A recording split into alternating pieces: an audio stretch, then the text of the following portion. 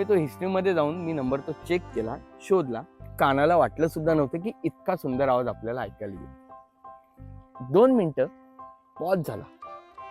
नाही माझ्याकडनं आवाज जात, नाही समोरून आवाज येत. नाही माझा श्वास त्या माईक मधनं जात, नाही तिचा श्वास माझ्या कानाला ऐकायला येतो. आणि त्या दिवशी बाप्पा क्रश पहिलं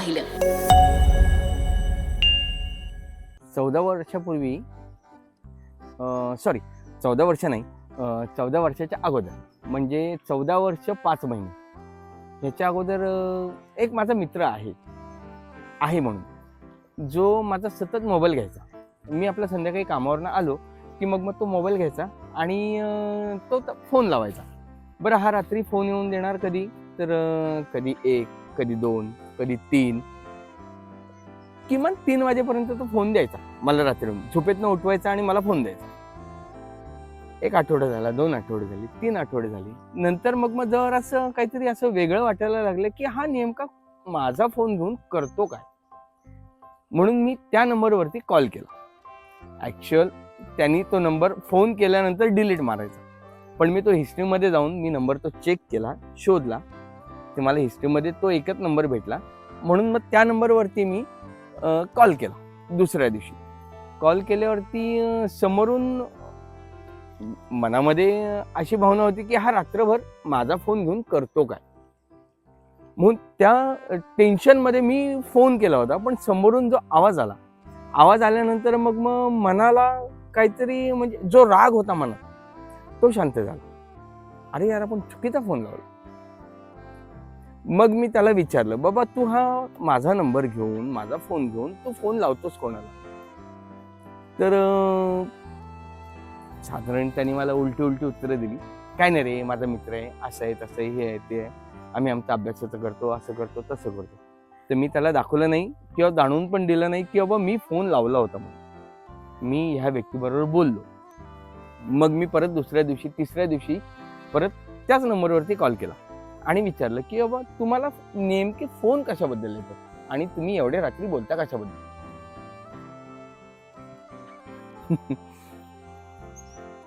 तेव्हा मला समोरून एक खूप सुंदर आवाज, म्हणजे भास सुद्धा नव्हता आणि कानाला वाटलं सुद्धा नव्हतं की इतका सुंदर आवाज आपल्याला ऐकायला येईल. अशा खूप सुंदर आवाजामध्ये एक समोरून शब्द आले की आम्ही अभ्यासाचं काम करतो. तर म्हटलं ठीक आहे, चालेल, अभ्यासाचं काम करता हरकत नाही, पण एवढ्या रात्री?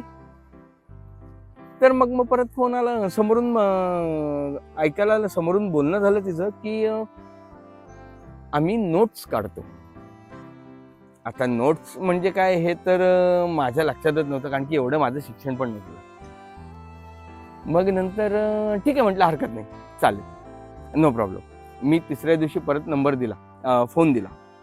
त्याच नंबरवरती परत त्यांचं बोलणं चालू झालं. बोलणं चालू झाल्यानंतर मग दिवसभर माझ्या मनामध्ये कुठेतरी असं वाटायचं की हा आवाज परत एकदा आपल्याला ऐकायला हवा. हा आवाज जरासा आपल्याला हवासा वाटायला लागला. का कोणास ठाऊक, पण मनामध्ये त्या आवाजाने एक लहानसं घर करून ठेवलं. मग मी चौथ्या दिवशी परत फोन लावला त्या नंबरवरती आणि फोन लावून मी रीतसर माफी मागितली की मी आज चुकून नाही लावलाय, मुद्दाम फोन लावला, मला माफ करा. तर समोरून उत्तर आलं की कशाबद्दल लावला फोन? म्हटलं काय नाही, असंच जरा तुमच्याशी बोलायचं होतं म्हणून फोन लावला. बरं, काय बोलायचंय? नाही म्हटलं, काय चाललंय तुमचा अभ्यास कुठपर्यंत झाला? आता मी पण घाबरलोच होतो. एवढं नोट्स बिट्स आपण कधी बघितलंच नाही, ते त्याच्यावरती आपण काय घंटा बोलणार? म्हणून मग म्हटलं कुठे अभ्यास, कुठपर्यंत चाललाय तुमचा अभ्यास? आणि मी ठेवला फोन. मी अक्षरशः घाबरलो होतो. मग दुसऱ्या दिवशी मला समोरून फोन आला, काय चाललंय? आईला म्हटलं, आपण तर त्या कॉलेजला नाही, कॉलेजची पायरी पण चढलो नाही, आपला तो विषय पण नाही. मी समोरच्यानी फोन केला, म्हटलं हा हॅलो बोला, काय चाललंय? म्हटलं काय नाही, असं जरा गावात टाइमपास करत बसलोय. का कामधंदे नाहीत? आईला म्हटलं माझी कामधंदा विचारणारी ही कोण. मनाला बरं पण वाटलं होतं. का तर ज्या व्यक्तीचा आवाज ऐकायचा होता त्या व्यक्तीने समोरून फोन लावलाय. मनात पाल चुकचुकत होती, फोन लावू. पण 3:30-4ची गोष्ट संध्याकाळची, आणि समोरून फोन आला. उचलताना जरासं घाबरलो. म्हटलं कदाचित भीती वाटत असेल, समोरचे काय बडबडले काय नाही बडबडले, एक तर आपली ओळख नाही पाळख नाही. पण समोरून विचारलं काय करताय. म्हटलं काय नाही, मी जरा गावात आहे. मग काय कामधंदे नाहीत. म्हटलं नाही, कामधंदे आहेत पण आता वेळ नाहीये कामधंदे करायची, कारण की आता सुट्टी झाली. संपलं, ठेवला फोन. मग मला राहत नाही म्हणून मी 6:30 वाजता संध्याकाळी फोन केला. काय चाललंय. तर नाही, काहीच नाही, बसले चहा पिते. बरं ठीक आहे, अभ्यासाचं काय.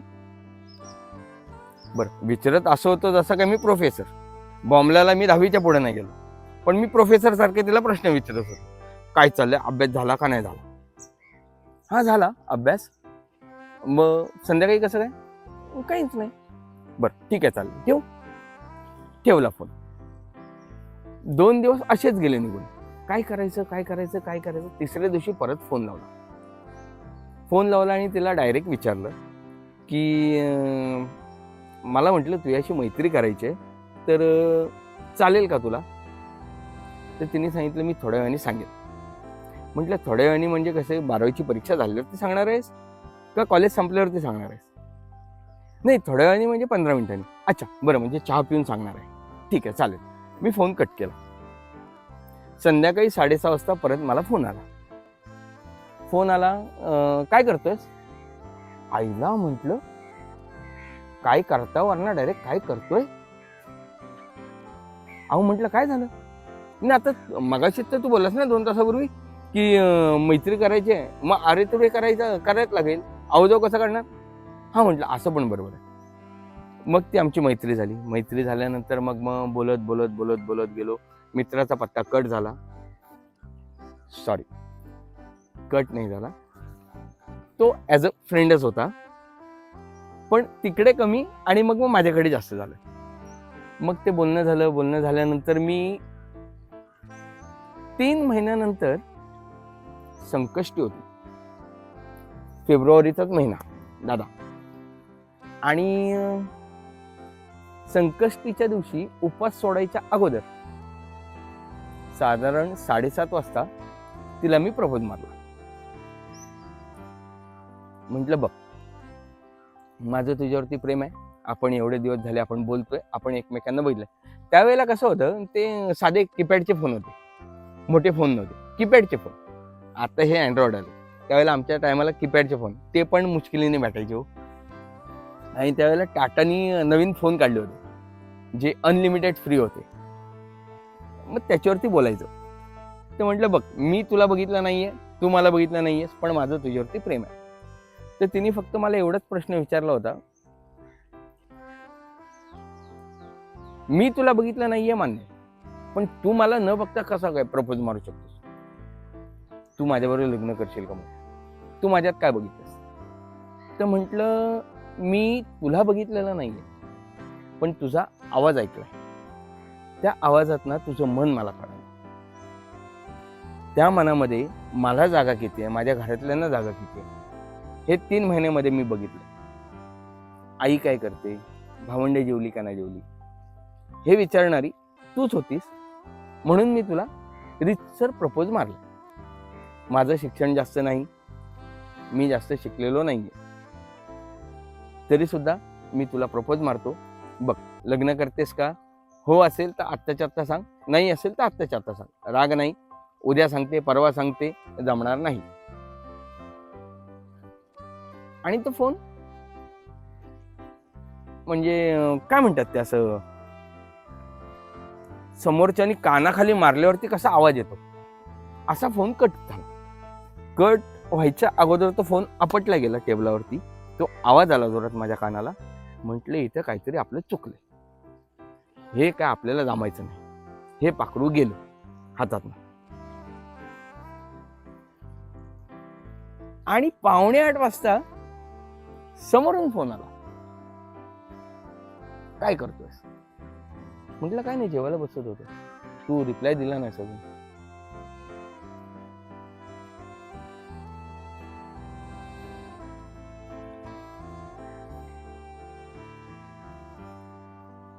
दोन मिनिटं पॉज झाला. नाही माझ्याकडनं आवाज जात, नाही समोरून आवाज येत, नाही माझा श्वास त्या माईक मधनं जात, नाही तिचा श्वास माझ्या कानाला ऐकायला येत. 2 मिनिटानंतर समोरून उत्तर आलं की माझा होकार आहे,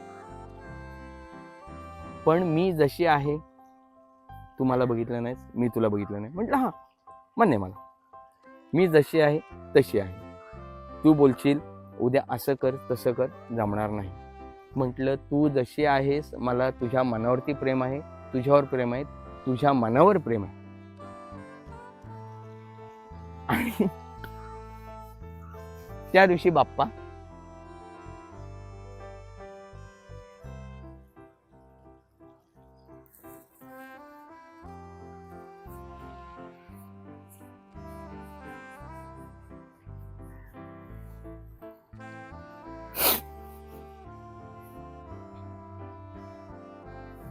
त्या दिवशी वाटलं की खरंच जगामध्ये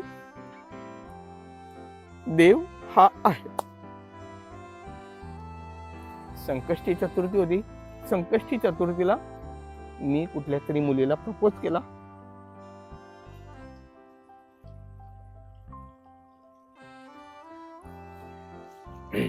ना माझ्याकडे क्वालिफिकेशन, ना माझ्याकडे स्टेटस, तरी सुद्धा त्या मुलीने डोळ्यावरती पट्टी बांधून हो बोलली. आज माझ्या लग्नाला 15 वर्ष झाली. संकष्टीला प्रपोज मारला. प्रपोज मारल्यानंतर साधारण 15 दिवसाने मी तिला भेटायला गेलो. 15 दिवसानंतर मग ठरलं की भेटायचं म्हणून मग भेटायला गेलो. भेटायला जायचं कुठे, तर डेस्टिनेशन आता मी राहणारा अलिबागचा, ती राहणारी विक्रोळीची. तिला इथे येणं पॉसिबल नव्हतं. मग मी इथून गेलो ठाण्याला गेलो. शोधू कुठे, बरं बघितलं पण नव्हतं. तर हीच आहे ती, असं जाऊ पण शकत नाही. म्हणून मग तो ठाण्याचा पहिला जुना ब्रिज होता, आता नाही आहे वाटतं. तो पहिला जुना ब्रिज होता. ट्रेनमधनं उतरल्यावरती वरती चढायचं आणि मग खाली उतरायचं. त्या ब्रिजवरती उभा राहिलो आणि वरतून फोन लावत बसलो. ह्याच्यातली कुठली मुलगी फोन उचलते? बऱ्याचशा मुली होत्या खाली. फोन लावल्यावरती लक्ष इकडेच होतं की कुठली मुलगी फोन उचलते. आणि तिसऱ्या रिंगला हिने फोन उचलला. ही पिंक कलरच्या ड्रेसमध्ये होती. खाली गेल्यानंतर मग जाताना एवढाच विचार करत होतो की गेल्या 3 महिन्यामध्ये आपण ज्या व्यक्तीचा आवाज ऐकत होतो, ज्या व्यक्तीबरोबर आपण बोलत होतो, ती हीच व्यक्ती. कारण गेल्या 3 महिन्यामध्ये तिला पाहिलं नव्हतं, पण तिचा जो एक काय म्हणतात त्याला चित्र, ते चित्र माझ्या डोळ्यासमोर सारखं असं दिसत होतं की ही मुलगी अशी असेल. आणि त्या दिवशी मला ती तशीच दिसली. मग आम्ही भेटलो एकमेकांना. मग तिकडनं गेलो, जरासं फिरलो वगैरे. आणि मग नंतर साधारण 3 महिने 15 दिवसांनी भेटलो. त्याच्यानंतर पुढे 5 वर्षाने लग्न केलं. आज ती माझ्या घरात आहे. मला 2 सोन्यासारखी मुलं आहेत. एक मुलगा आहे मोठा आणि एक मुलगी. क्रश पहिलं वहिलं. तुमचंही असेल ना क्रश पहिलं वहिलं? हृदयाच्या बंद कप्प्यात ते आम्हाला सांगा. घाबरू नका. तुमची ही सत्यकथा असली तरी पहिल्या क्रशच्या प्रेमाखातर तुमचं सध्याचं आयुष्य क्रश होऊ नये म्हणून तुमची ओळख न सांगता आमच्या कलाकारांकडून आम्ही ती सादर करू. तेव्हा वाट कसली बघताय? घ्या फोन आणि सरळ फ्लॅशबॅक मध्ये जाऊन आम्हाला द्या सांगून तुमचं क्रश पहिलं वहिलं. तुमची स्टोरी crushpahilavahila@gmail.com वर नक्की पाठवा.